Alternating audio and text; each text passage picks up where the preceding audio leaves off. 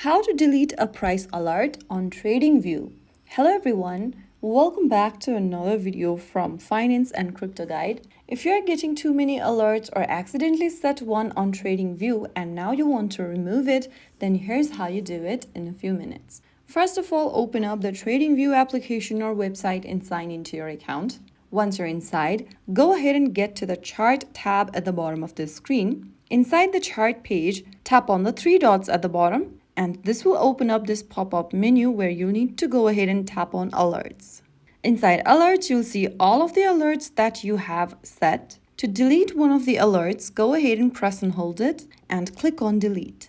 Click Delete in the pop-up once again, and you'll be able to stop the alert. Repeat this process for every other alert you want to turn off, and there you go. That's how you can easily disable price alert on TradingView.